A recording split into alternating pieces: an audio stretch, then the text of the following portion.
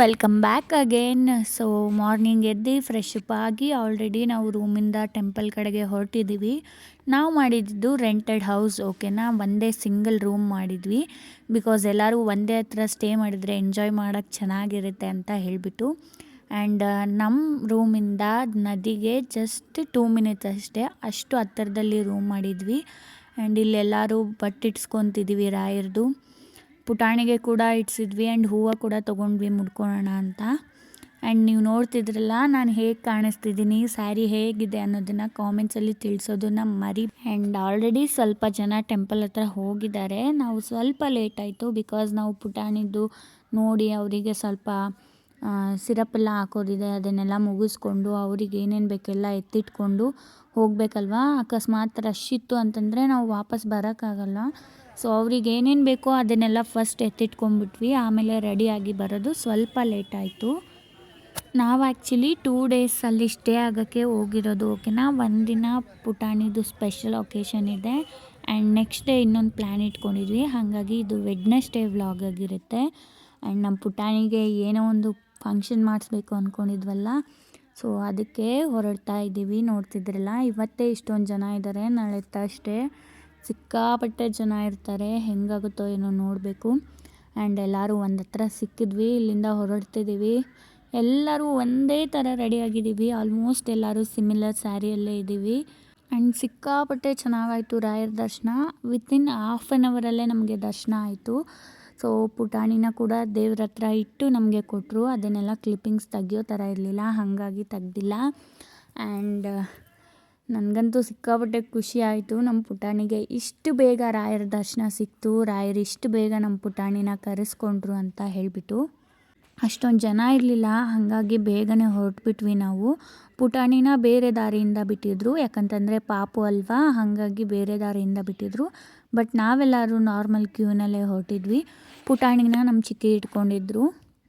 And ನಿಮಗೆಲ್ಲ ಇನ್ನೊಂದು ಹೇಳಬೇಕು ಅಂತಂದರೆ, ನಾವು ಕೂಡ ನಮ್ಮ ಪುಟಾಣಿನ ಪುಟ್ಟ ರಾಯರಾಗಿ ರೆಡಿ ಮಾಡಿದ್ವಿ. ನೋಡ್ತಿದ್ದೀರಲ್ಲ ಹೇಗೆ ರೆಡಿ ಮಾಡಿಸ್ಕೊತಾ ಇದ್ದಾರೆ ಅಂತ.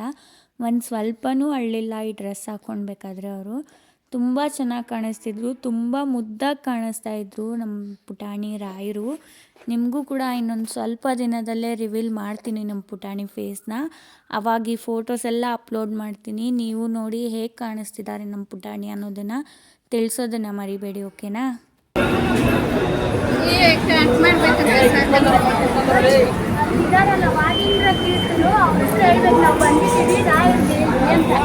ವಿಡಿಯೋ ಕೂಡ ಅಷ್ಟೇ ಮಾಡೋಕ್ಕಾಗಿದ್ದು, ಹೊರಗಡೆ ಬಂದು ನೋಡ್ತಿದ್ದೀರಲ್ಲ ಇದೇ ನಾವು ವಿಡಿಯೋ ಮಾಡ್ಕೊಂಡ್ವಿ. ಆ್ಯಂಡ್ ಎಷ್ಟು ಚೆನ್ನಾಗಿದೆ ಅಲ್ವಾ, ಇಲ್ಲಿಗೆ ಬಂದ್ರೇ ಒಂಥರ ಮಿರಾಕಲ್ ಅನಿಸುತ್ತೆ. ನಮ್ಮ ಲೈಫಲ್ಲಿ ಏನೋ ಹೊಸ್ದಾಗಿ ನಡೆಯುತ್ತೆ, ಏನೋ ಹೊಸ್ದಾಗಿ ಆಗುತ್ತೆ ಅನ್ನೋ ನಂಬಿಕೆ ಬರುತ್ತೆ. ಸೊ ಸಿಕ್ಕಾಪಟ್ಟೆ ಪಾಸಿಟಿವ್ ವೈಬ್ಸು. ನಾನು ರಾಯರನ್ನು ನಂಬೋಕ್ಕೆ ಶುರು ಮಾಡಿ ಇಲ್ಲಿಗೆ ಕರೆಕ್ಟಾಗಿ 1 year 1 month ಆಗಿದೆ. ಆ್ಯಂಡ್ ನಮ್ಮ ಲೈಫಲ್ಲಿ ರಾಯರು ಬಂದಮೇಲೆ ತುಂಬಾ ಚೇಂಜಸ್ ಆಗಿದೆ. ಅದನ್ನೆಲ್ಲ ಹೇಳ್ಕೋಬೇಕು ಅಂತಂದರೆ ಒಂದು ಸಪ್ರೇಟ್ ವೀಡಿಯೋನೇ ಮಾಡಬೇಕು. ಅಷ್ಟೊಂದು ಹ್ಯಾಪಿ ಲೈಫ್ನ ಲೀಡ್ ಮಾಡೋಕ್ಕೆ ಸಿಕ್ತು ನಮಗೆ ರಾಯರ ಹತ್ರ ಹೋಗಿ ಬಂದಮೇಲೆ. ಆ್ಯಂಡ್ ಗೊತ್ತಿಲ್ಲ, ಅದು ಯಾರೋ ಹೇಳಿ ಅಥವಾ ಯಾರನ್ನೋ ನೋಡಿ ನಂಬಬೇಕು ಅಂತ ಅನ್ನಿಸ್ಲಿಲ್ಲ ನಮಗೆ. ನಮ್ಮ ಮನಸ್ಸಿಗೆ ಎಲ್ಲೋ ಒಂದು ಕಡೆ ಅನ್ನಿಸ್ತು. ಸೊ ಹಾಗಾಗಿ ನಾವು ರಾಯರನ್ನ ನಂಬಿದ್ದು. ಆ್ಯಂಡ್ ನಾನು ಈ ಟೈಮು ಹೆಜ್ಜೆ ನಮಸ್ಕಾರ ಮಾಡಲಿಕ್ಕಾಗಲಿಲ್ಲ. ನಿಮಗೆ ಗೊತ್ತಿರೋ ಹಾಗೆ ನನಗೆ C-section ಆಗಿರೋದ್ರಿಂದ ಮನೆಯಲ್ಲಿ ಯಾರೂ ಒಪ್ಪಲಿಲ್ಲ. 6 months ಕೂಡ ಕಂಪ್ಲೀಟ್ ಆಗಿಲ್ಲ, ಹಾಗಾಗಿ ಬೇಡ ಅಂತಂದರು. ಸೊ ನನ್ನ ಬಿಟ್ಟು ಮಿಕ್ಕಿದ್ದೆಲ್ಲರೂ ಹೆಜ್ಜೆ ನಮಸ್ಕಾರ ಮಾಡಿದ್ರು ರಾಯರಿಗೆ. ತುಂಬ ಅಂದರೆ ತುಂಬ ಶ್ರದ್ಧೆ ಭಕ್ತಿಯಿಂದ ಹೆಜ್ಜೆ ನಮಸ್ಕಾರ ಮಾಡಿ ಮುಗಿಸಿದ್ರು. ಆ್ಯಂಡ್ ಇಲ್ಲೇನು ನೋಡ್ತಾ ಇದ್ದೀರಾ, ಈ ಮೆರವಣಿಗೆ ಕೂಡ ಲಾಸ್ಟ್ ಟೈಮ್ ಕೂಡ ಈ ಮೆರವಣಿಗೆನ ನಾವು ನೋಡಿದ್ವಿ. ಆ್ಯಂಡ್ ಎಕ್ಸಾಕ್ಟ್ ಈ ಟೈಮ್ ಕೂಡ ಈ ಮೆರವಣಿಗೆ ಟೈಮ್ಗೆ ಹೋಗಿದ್ವಿ ನಾವು. ಆ್ಯಂಡ್ ನಾವಿಲ್ಲಿ ಏನಕ್ಕೆ ಬಂದಿದ್ದೀವಿ ಅನ್ನೋದನ್ನು ಇವಾಗಲೇ ಶೇರ್ ಮಾಡಿಬಿಡ್ತೀನಿ. ನಮ್ಮ ಪುಟಾಣಿಗೆ ಇವಾಗ ಇನ್ನೊಂದು 10 days ಹೋದರೆ 6 monthsಗೆ ಬೀಳುತ್ತೆ, 5 months ಕಂಪ್ಲೀಟ್ ಆಗಿ. ಸೊ ನಾವೇನಂತ ಅಂದ್ಕೊತಿದ್ದೀವಿ ಅಂತಂದರೆ, ಒಂದು ಚೂರು ಅವರಿಗೆ ಟೇಸ್ಟ್ ಮಾಡಿಸೋಣ ಎಲ್ಲನೂ.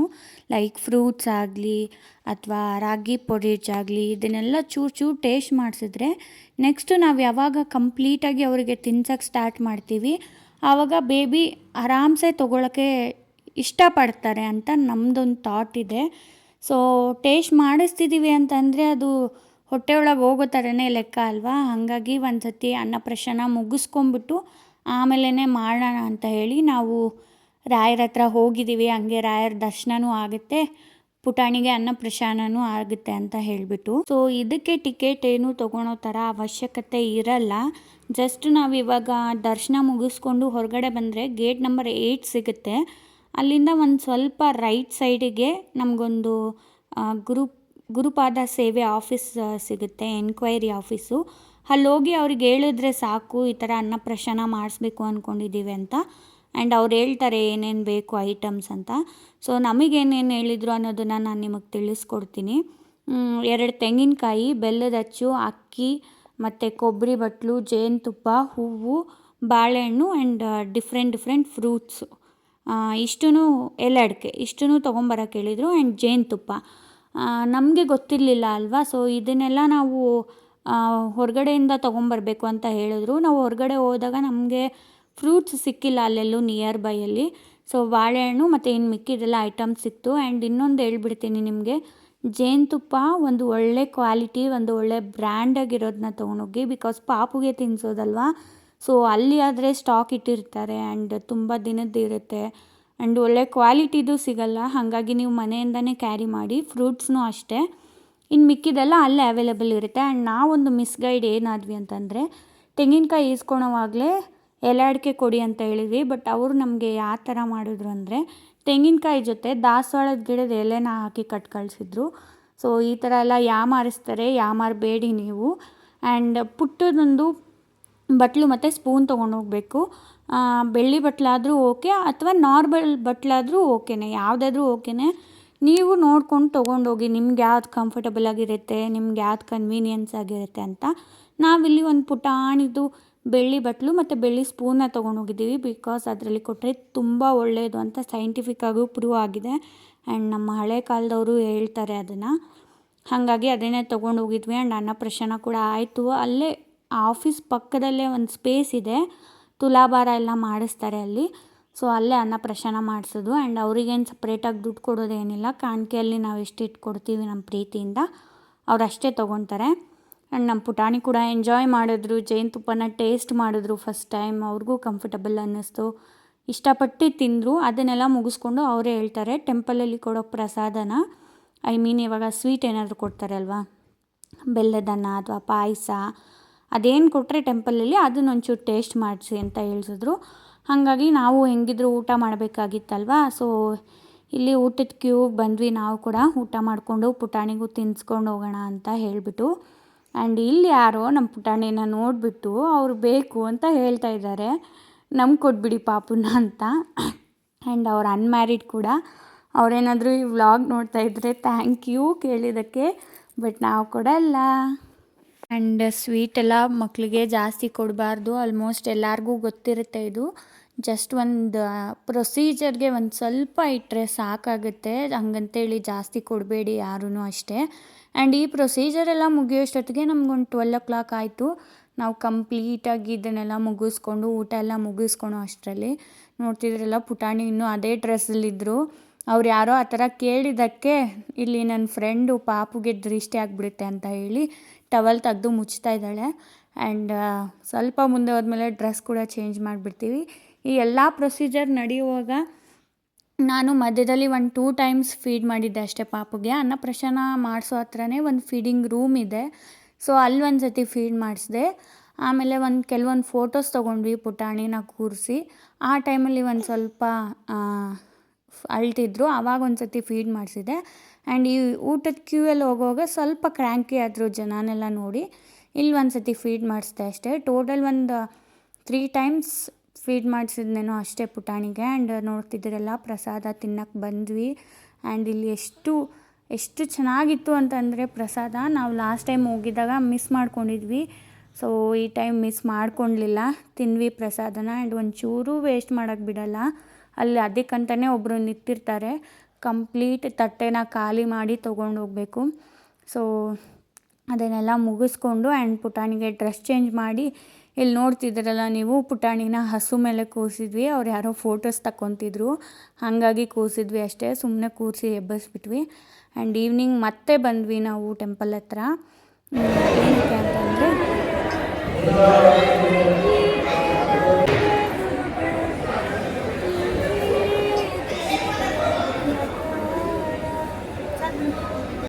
ಸೊ ನೋಡ್ತಿದ್ದೀರಲ್ಲ, ಇಲ್ಲಿ ನಾನು ನಮ್ಮ ಪುಟಾಣಿ ಕೂರಿಸ್ಕೊಂಡು ರಾಯರ ಹಾಡು ಆಡ್ತಾಯಿದ್ದೀನಿ. ಅವ್ರಿಗೆ ಸಿಕ್ಕಾಪಟ್ಟೆ ನಿದ್ದೆ ಬಂದ್ಬಿಟ್ಟಿತ್ತು.